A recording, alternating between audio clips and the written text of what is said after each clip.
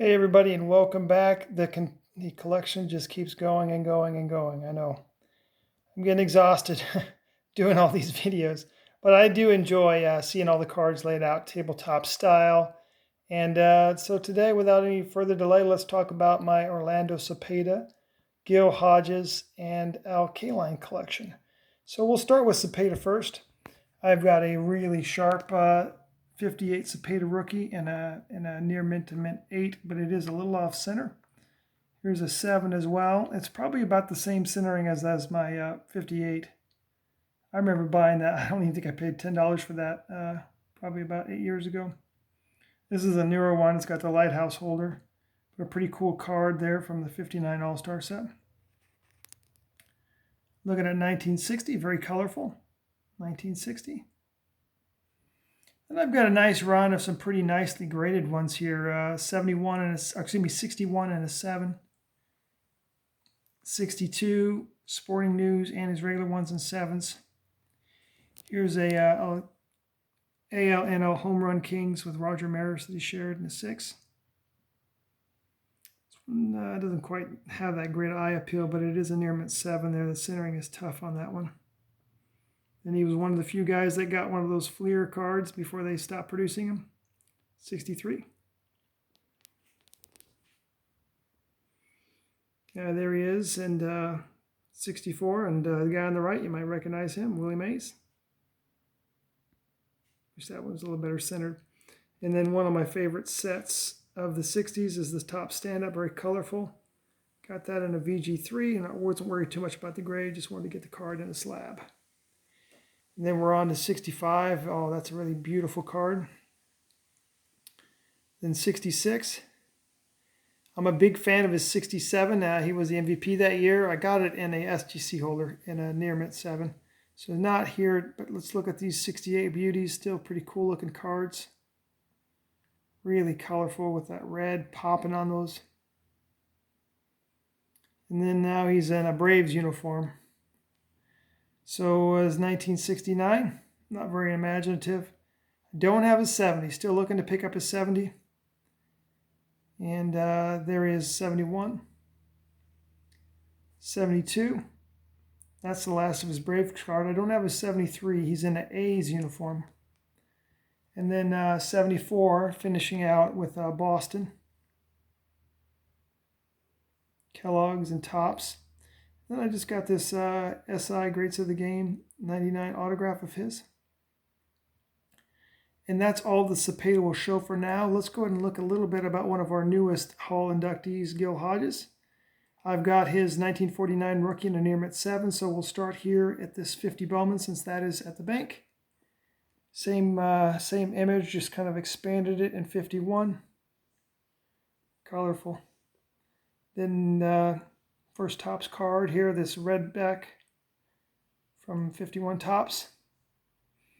And quite frankly, one of my favorite cards of his, if not in general, this 52 Topps with that peach background. I don't know, it's like a farmhouse behind him, whatever. That is just a gorgeous, gorgeous 52 Topps card. Who cares about the grade on that one? And then another great in-action shot from that 53 Bowman color. This one is extremely well centered. Then the colors are still popping in 54 here with this Topps. Once again, the grade not so important on these cards. And then the last year of Bowman in 55 there. Then his 56 Topps. Him sliding into home. Then one of my earlier cards that I've ever picked up, 57 and a 7. And these multiplayer cards too. Love it here. This one's got 3 Hall of Famers now with Snyder, Campanella, Hodges, and the reading rifle, Carl Furillo. Colorful 58s, 59s there. The red and yellow. Looks like Gil's in front of the Coliseum there in LA, 1959. And then his 1960 Topps. Still playing first base for them Dodgers. There he is highlighting his 59 World Series. He hits a home run for Game 4. Got another one of these post serials. This one's just authentic. I think they're both authentic. Hand cut. And then I think this will be his last one in a Dodgers uniform here. Really, that's kind of sharp. 1961.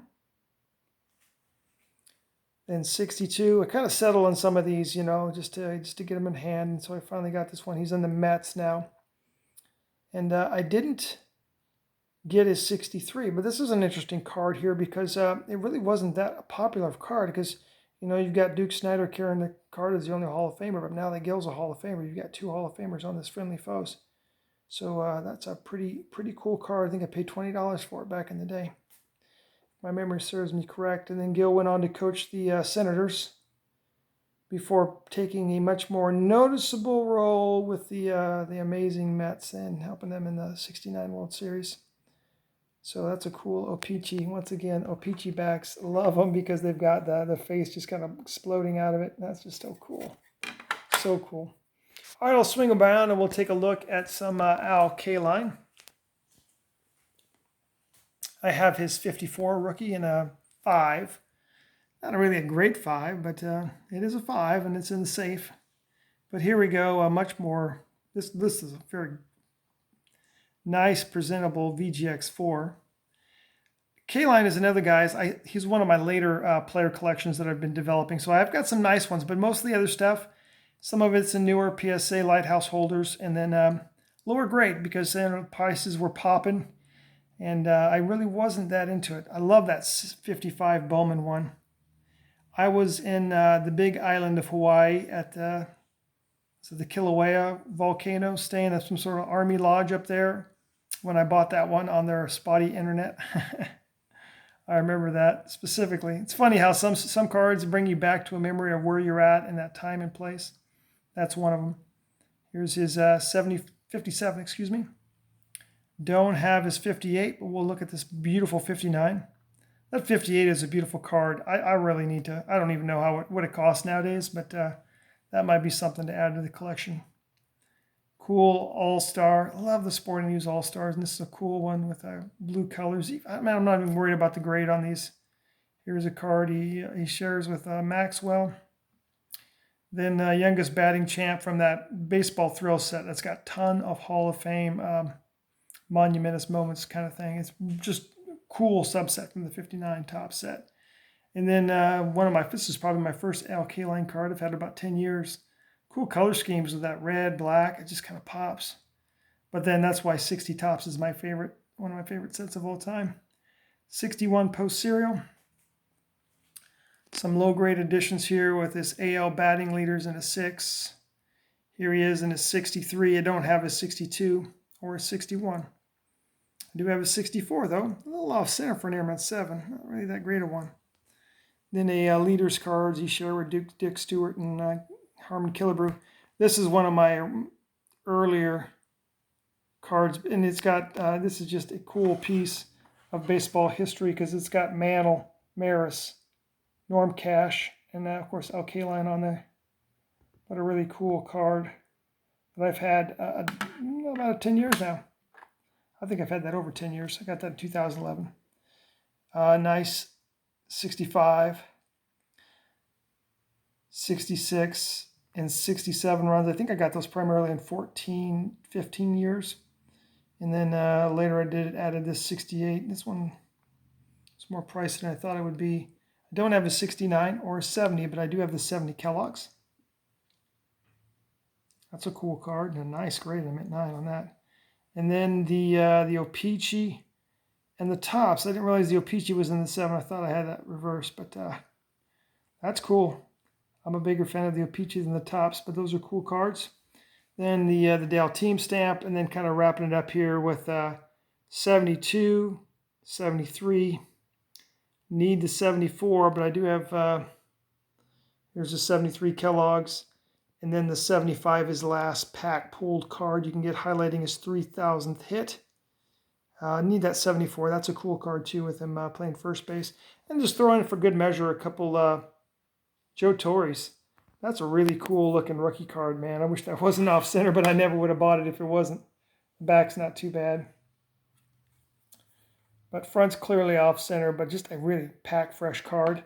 And then he shares this Braves backstop with Del Crandall, who was the veteran catcher for those Braves teams, who was, I think, passing on his knowledge to the young whippersnapper Joe Torre, looking to take his job. But hey, I hope you guys enjoyed it. Once again, everyone, I appreciate your post, your comments, and I'll talk to you again soon.